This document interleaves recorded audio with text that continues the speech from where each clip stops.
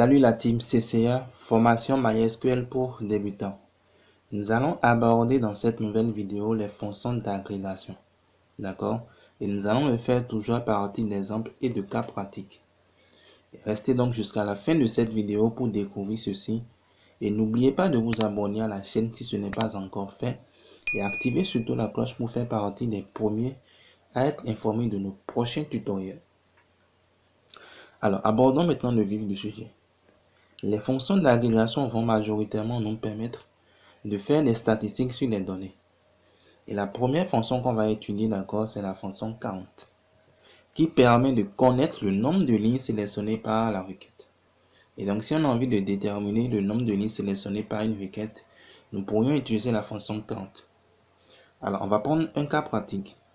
On va supposer un instant qu'on souhaite connaître par exemple le nombre de participants enregistrés au niveau de la base CCA. Et donc ensemble, nous allons écrire la requête, d'accord? Donc on va mettre select.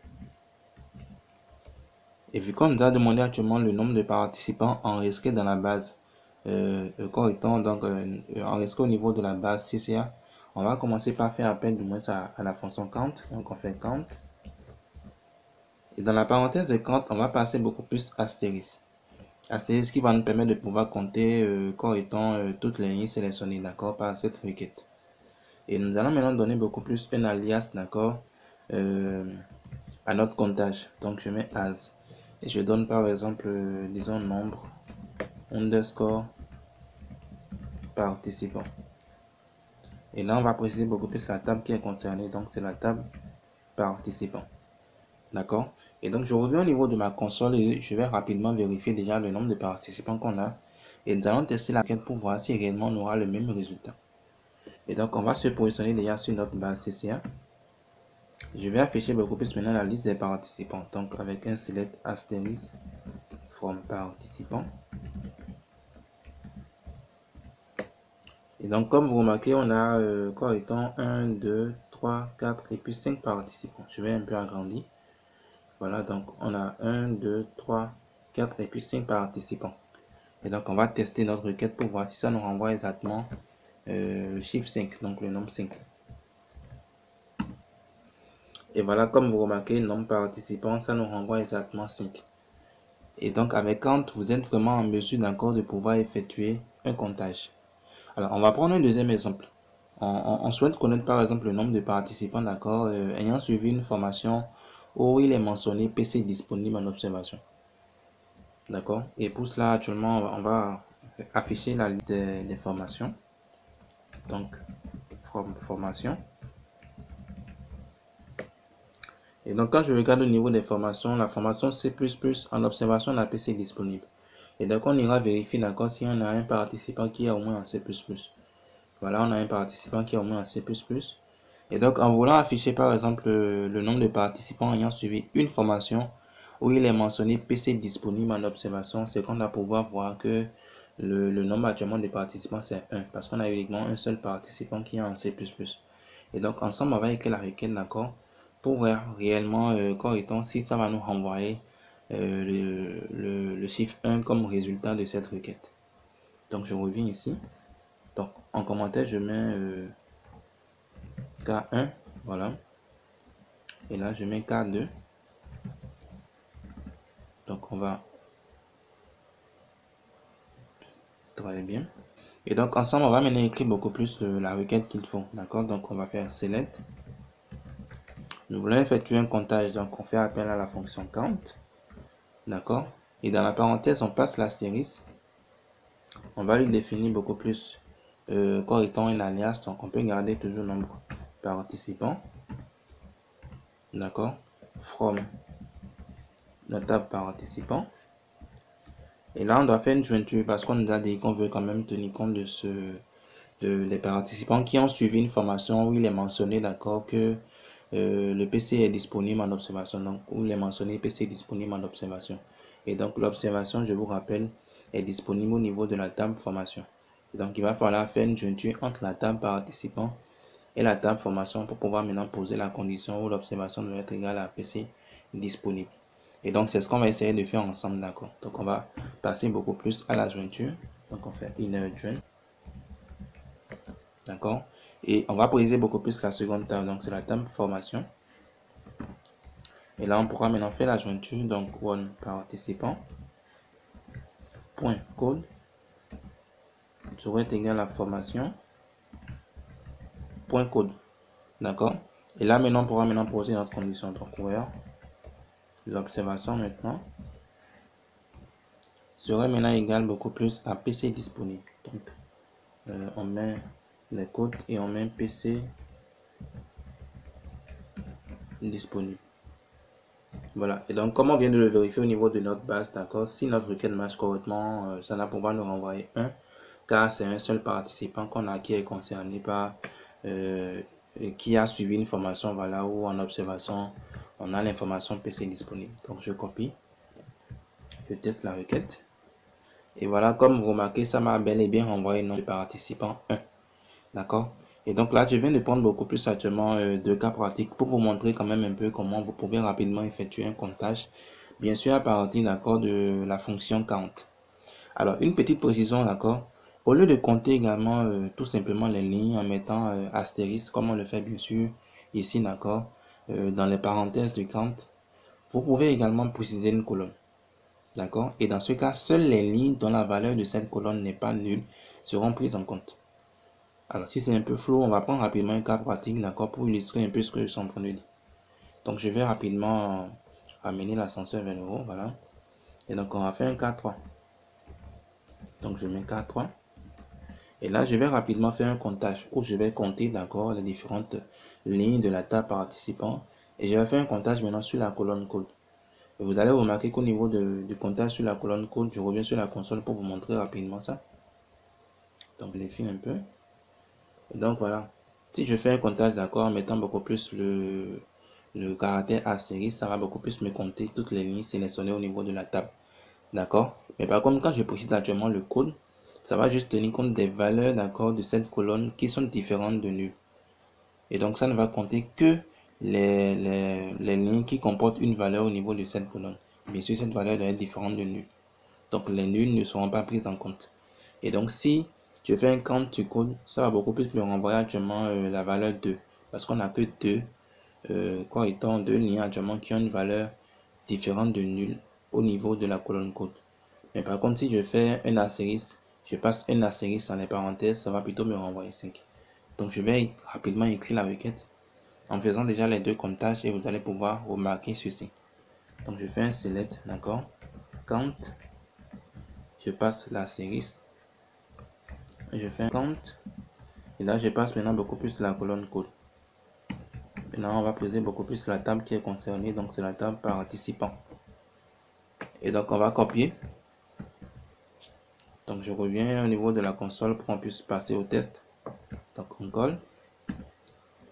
Et voilà, comme vous remarquez, vous voyez, quand on a beaucoup plus passé le caractère astérisque au niveau de la parenthèse, ça nous a compté toutes les lignes. Donc, on a les 5 lignes, ça nous a renvoyé 5. Mais par contre, quand on a fait le comptage au niveau du code, ça a tenu compte uniquement des lignes, d'accord, où nous avons une valeur différente de nul au niveau de cette colonne-là. D'accord. Et donc là, il n'y a que deux lignes qui sont concernées, donc deux lignes qui ont des valeurs différentes de nul au niveau de la colonne code. Et donc, ça nous a renvoyé exactement les deux. Et donc, en voulant faire un comptage, vous pourriez vraiment tenir compte, d'accord, de ce que vous souhaitez réellement faire. Alors, l'autre chose également, c'est que vous pouvez également spécifier, vous pouvez vraiment préciser, d'accord, d'éviter par exemple d'afficher des doublons. Si vous avez des doublons au niveau du résultat, vous pouvez ne pas afficher les doublons en utilisant bien sûr le mot-clé distinct. Je le mets déjà en commentaire ici, d'accord, mot-clé distinct. Donc, avec le mot-clé distinct, vous êtes en mesure de ne pas prendre en compte en fait les doublons. On va prendre un exemple, par exemple, on va travailler actuellement rapidement sur la deuxième base de données, pourquoi pas. On va se positionner déjà dessus, geste étudiant, d'accord. Alors, on va afficher, disons, les tables déjà que nous avons au niveau de la base, pour nous rafraîchir la mémoire. Donc, on a étudiant, on a filière, on a résidence, et puis on a tuteur. Alors, on va afficher le contenu de étudiant, donc je fais un select.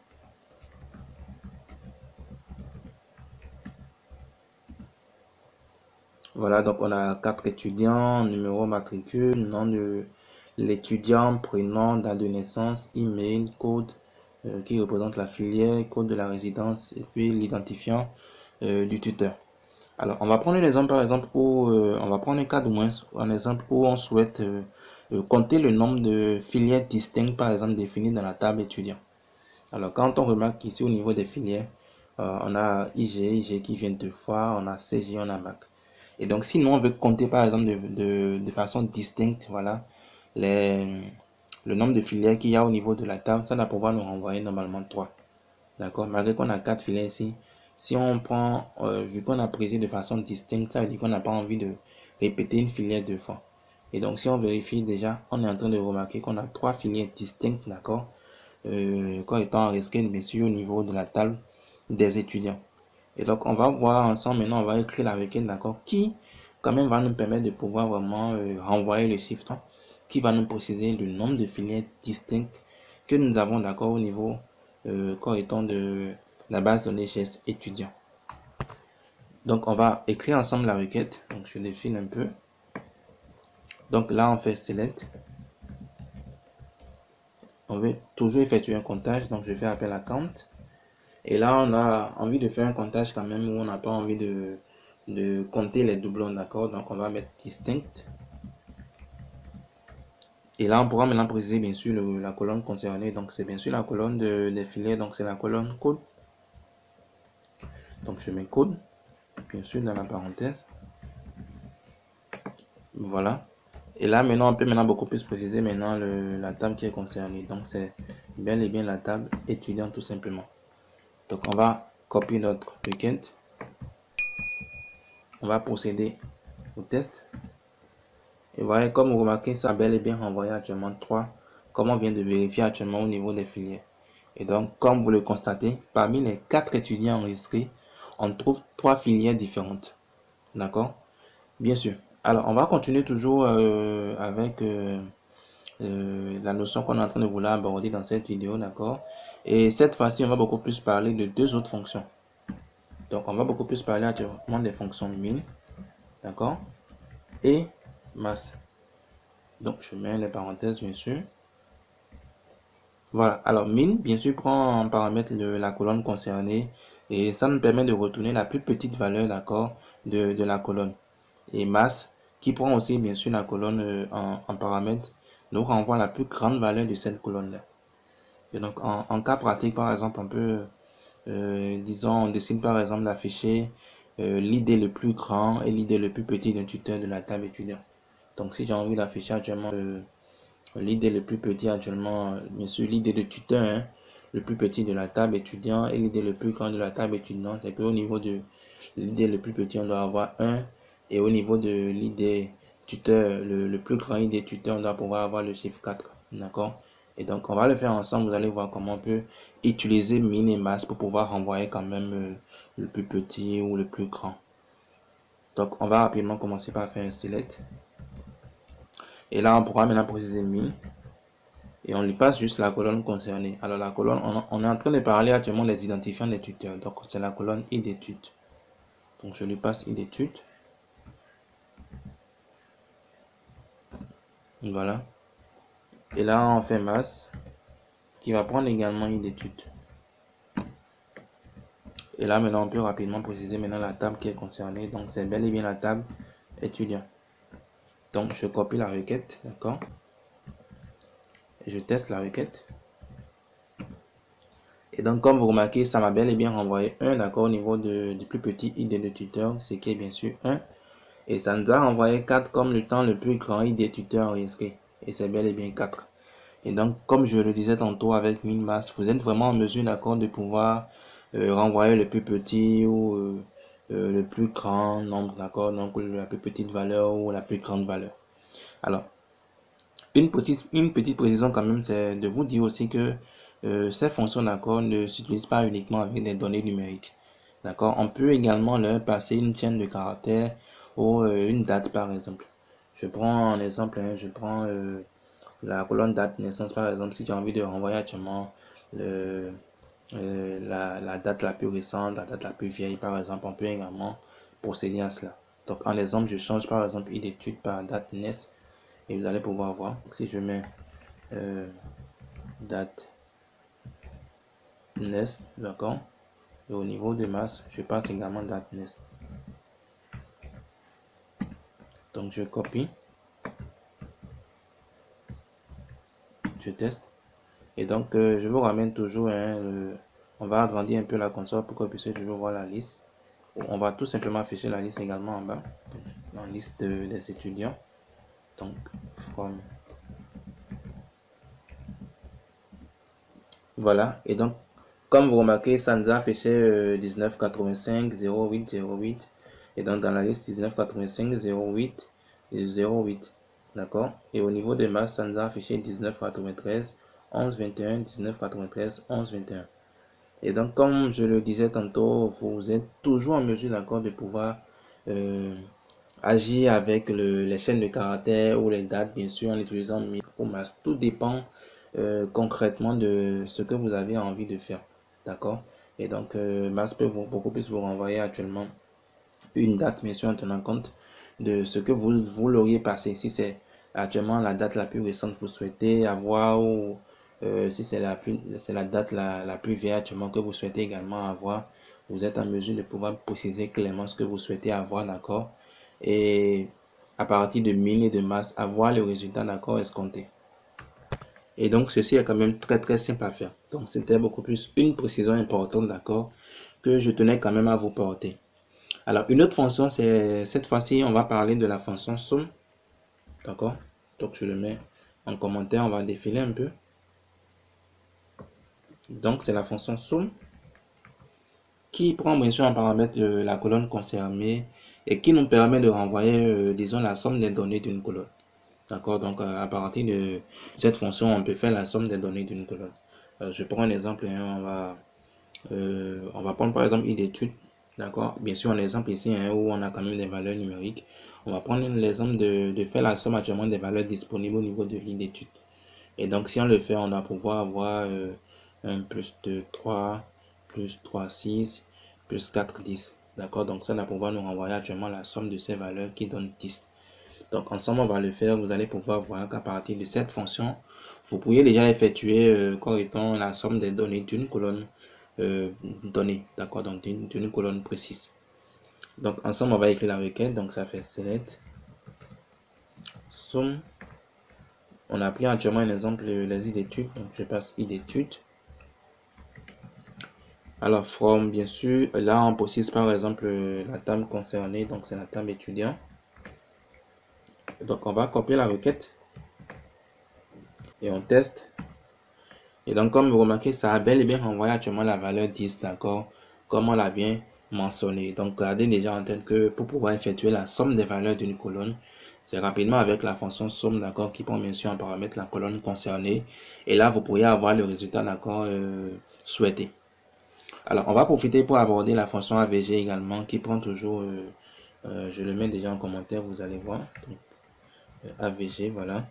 Et donc, qui prend toujours en paramètre la colonne concernée, mais qui permet de renvoyer la valeur moyenne de la colonne. Et donc, si on le teste toujours avec disons avec la colonne i d'études, vous allez pouvoir voir qu'on pourra avoir la valeur moyenne de cette colonne-là. Donc, je fais un select, d'accord? Et là, je mets AVG. En parenthèse, je passe la colonne concernée. Et là, je peux poser maintenant beaucoup plus la table qui est concernée. Et donc là, je copie la requête. Je teste. Et donc, comme vous remarquez, ça m'a exactement renvoyé, d'accord, la valeur moyenne, d'accord, de cette colonne-là. Et donc, c'est vraiment très important de connaître quand même ces fonctions-là actuellement. Et la fonction somme qui permet de faire la somme des données d'une colonne. Mais par contre, la fonction AVG qui permet de pouvoir renvoyer quand même actuellement, comme vous venez de le voir, d'accord, la valeur moyenne actuellement de la colonne que nous l'avions passée en paramètre. Très bien les amis, nous allons toujours continuer, d'accord, et nous allons aborder maintenant la concaténation. Alors les amis, vous avez aussi la possibilité de pouvoir concaténer des valeurs d'une colonne, d'accord, pour chaque groupement réalisé. Alors on va reprendre par exemple l'exemple précédent où nous avons lié l'exemple qui est lié à la somme des données d'une colonne. Et on va supposer qu'on souhaite afficher la somme des idées des tuteurs, des étudiants et les noms des étudiants concernés par la même occasion. Et donc, on a déjà fait la somme, vous avez vu qu'on a pu faire la somme des idées. Mais on a envie d'afficher maintenant beaucoup plus d'accord les noms des étudiants qui sont concernés. Donc, les noms des étudiants dont on a pris l'idée et dont on a fait la somme de ces idées-là. Et donc, vous allez voir qu'on peut faire rapidement à partir de la concaténation, bien sûr, à partir d'une fonction, précisément à partir de la fonction groupe concat, faire rapidement quoi étant une concaténation qui nous permet quand même de pouvoir concaténer des valeurs d'une colonne pour un groupement réalisé ou pour chaque groupement réalisé. Donc on va rapidement s'y mettre un peu pour illustrer un peu tout ce que je suis en train de dire de façon pratique. Et donc la fonction qu'on s'apprête à beaucoup plus utiliser, c'est la fonction groupe underscore concat, d'accord. Et donc je reprends le sujet, on est en train de vouloir comme étant afficher la somme des idées des tuteurs, d'accord, des étudiants et les noms des étudiants qui sont concernés par la même occasion. Donc on va vers select, d'accord. On a dit la somme des idées des tuteurs, donc on fait somme. Et on lui passe bien sûr la colonne qui est concernée. Et on veut par la même occasion afficher, d'accord, les noms des étudiants qui sont concernés par quoi étant cette somme, donc par les idées que nous avions considérées dans la somme, voilà. Donc là, j'appelle maintenant groupe underscore concat et je lui passe maintenant beaucoup plus la colonne qui est concernée. Donc c'est les noms des étudiants, donc je lui passe la colonne nom études tout simplement. Et là maintenant je peux maintenant préciser beaucoup plus, d'accord, le nom de la table qui est concernée, donc c'est la table étudiant. Donc je copie et je teste ma requête. Et voilà, comme vous remarquez, ça m'a bel et bien, j'affiche déjà la liste des participants et vous allez pouvoir voir de la liste des étudiants, voilà. Et donc on a le blanc, la joie, la paix et heureux. Et donc on a la somme, d'accord, des idées tuteurs, mais par la même occasion, ça nous a précisé, d'accord, le groupement qui a été réalisé, donc les noms, voilà, des étudiants concernés, d'accord, par cette somme-là, donc les noms des étudiants dont on a pris l'idée pour pouvoir faire cette somme-là actuellement. Et donc voici quand même l'autre fonction également, une autre fonction de moins importante que je devais également vous montrer. Alors très bien, comme vous l'avez bien sûr constaté, on a été en mesure d'afficher les noms des étudiants concernés par quoi étant ce groupement et on a pu faire cela grâce à la fonction groupe, d'accord, groupe concat qu'on vient d'utiliser. Alors ce qui est aussi très intéressant, c'est que vous avez la possibilité aussi de pouvoir éliminer les doublons, bien sûr en ajoutant dans la parenthèse de la fonction le mot distinct. Je rappelle qu'on a déjà utilisé le mot distinct déjà une fois, donc je défile vers le haut, vous allez voir. D'accord, donc on l'a déjà utilisé ici quand on était sur la fonction count. Et donc vous pourriez également toujours appliquer aussi le mot-clé distinct au niveau de la fonction groupe concat si vous avez vraiment envie d'éliminer actuellement les doublons, d'accord. S'il y a des doublons au niveau du résultat et que vous avez envie d'éliminer actuellement les doublons du résultat escompté. Alors autre chose également, c'est qu'on est en mesure, d'accord, de pouvoir concaténer du moins autant pour moi plus d'une colonne. Alors ici on a bien sûr fait la concaténation au niveau des noms uniquement, mais on peut ajouter par exemple la colonne des prénoms des étudiants. D'accord, on va même le faire ensemble, vous allez voir. Et donc là il suffit jusqu'au niveau de la parenthèse, je mets virgule. On peut mettre même espace entre le nom et le prénom, donc je mets les codes, je mets espace, je mets virgule et je précise maintenant beaucoup plus la seconde colonne. Voilà, pré-études pour préciser actuellement le camp étant les prénoms des étudiants. Donc on va copier, on teste. Et voilà, comme vous voyez, ça m'a renvoyé maintenant exactement les noms étudiants, bien sûr, en donnant l'espace et le prénom ensuite. Donc j'ai le blanc Louis, j'ai la joie Claire, ensuite j'ai la paix Pierre et heureux Fano. Donc j'ai toutes les informations là actuellement et donc je suis vraiment en mesure de pouvoir effectuer également la concaténation de plus d'une colonne, bien sûr, d'accord. Donc vous n'êtes pas limité à une seule colonne. Vous pouvez aussi déterminer dans quel ordre les valeurs seront concaténées en ajoutant order by. D'accord, on peut toujours ajouter order by comme étant au niveau de la fonction groupe concat. Et donc si j'ai envie de définir l'ordre actuellement des valeurs qui seront concaténées, on va le faire ensemble. Déjà vous allez voir, je vais juste ajouter order by d'accord.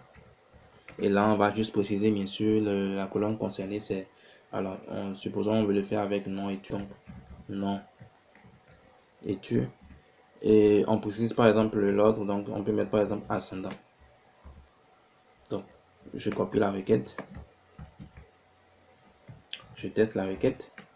Et donc, comme vous remarquez, de façon systématique, ça m'a fait le tri, d'accord, de façon ascendante, bien sûr, des noms étudiants. Et donc, actuellement, j'ai beaucoup plus heureux. Enfin, qui est passé en première position. Ce n'était pas l'autre qu'on avait avant. Hein, donc, on a heureux, ce qui est normal. Quand on prend heureux, la joie, la paix, le blanc, c'est d'abord heureux. On a d'abord avant les autres.